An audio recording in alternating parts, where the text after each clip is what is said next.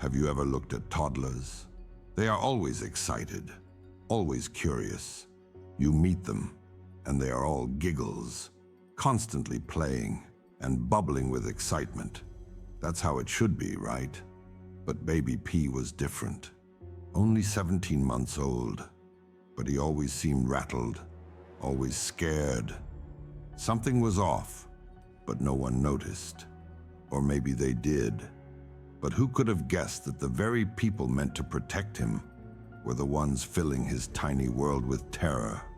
Just a few months later, baby P was found dead, his ribs shattered, back broken, a tooth swallowed after being punched, fingertips mutilated, nails ripped away. He was tortured and murdered by his own mother and her boyfriend. What led to this horror? What did this innocent child ever do to deserve such cruelty? Let's find out. Baby P's real name was Peter Connolly. He was born on March 1st, 2006, to Tracy Connolly, who lived in Haringey in London. Not long after Peter was born, his biological father left, and Tracy's new boyfriend, Stephen Barker, moved in with them. Maybe the affair was why Peter's father left. Whatever the reason, Peter was left in the care of his mother and her new partner. But the thing is, Stephen was the kind of person you would not want near a child, let alone living under the same roof. But there he was, right in Peter's life. And things started to go downhill fast. By December 2006, the first signs of trouble surfaced. A doctor noticed bruises on Peter's face and chest. A baby, not even a year old, was already surviving violence. It raised some suspicion, and Peter was taken away from his mother for a short time. But then, just like that, he was back with his mother in January 2007. No proof, no charges, just a crying mother and a system that failed him. Over the next few months, things only got worse. Peter was hospitalized twice with injuries like bruises, scratches, and swelling. Because you know, toddlers get into scrapes, right? Wrong. This was not clumsy baby stuff. This was a pattern of abuse, but the system kept failing him. By June, a social worker finally saw what was really going on. Abuse. Peter was taken away, but only temporarily. The authorities decided there was not enough evidence to keep him safe. So back he went. And then, just days later, on August 3rd, 2007, Peter was found dead in his crib. He was only 17 months old. The post-mortem revealed that Peter had been punched so hard that he swallowed a tooth. His body had signs of torture. He had broken bones, mutilated fingers, and missing nails. Peter was murdered by the very people who should have loved him. And the world finally took notice.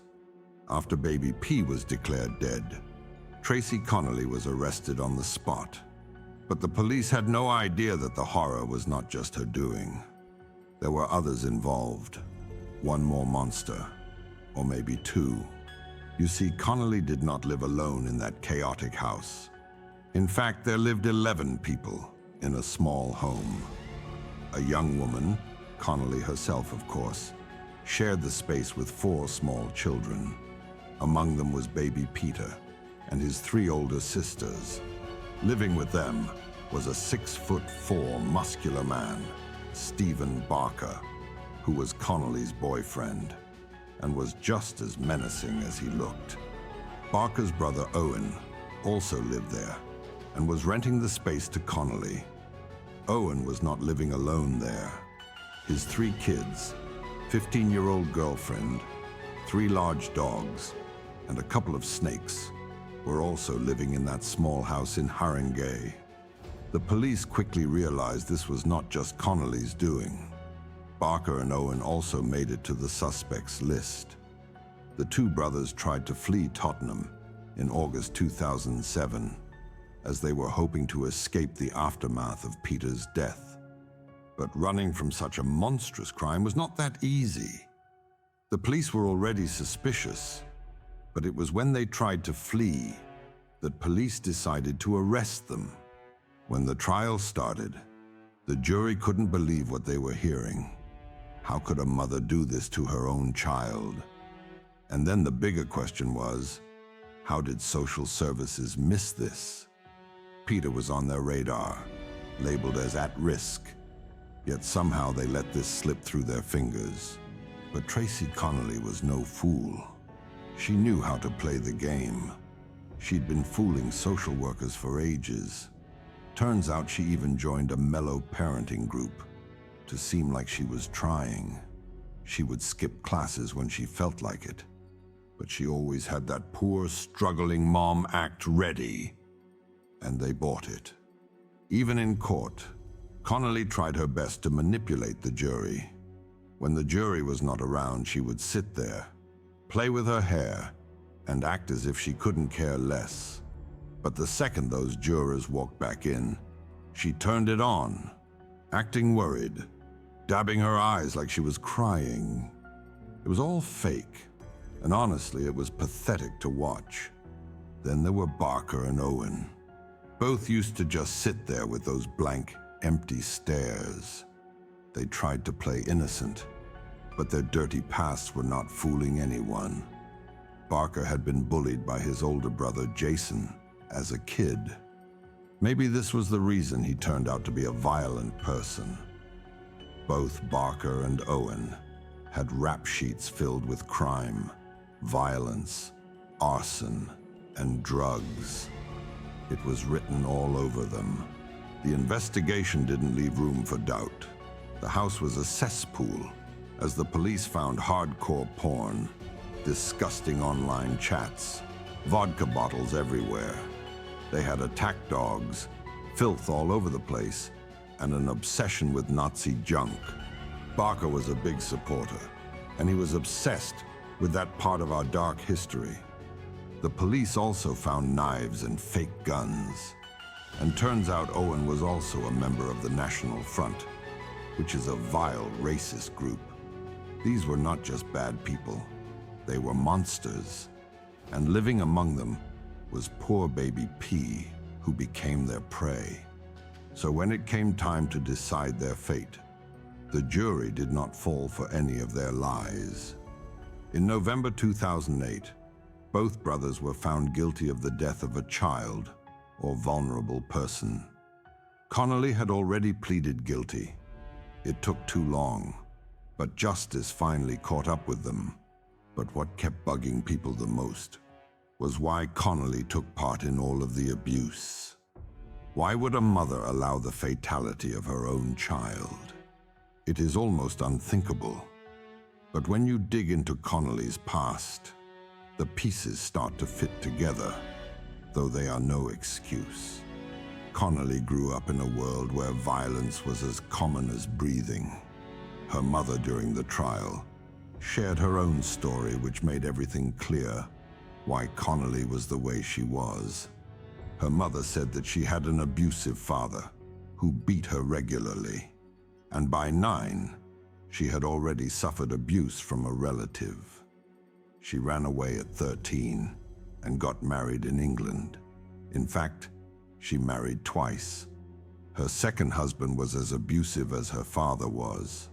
Then there came a time when it was too much for Connolly's mother, and she ended up stabbing her husband in the name of self-defense. This was the twisted reality Connolly was born into.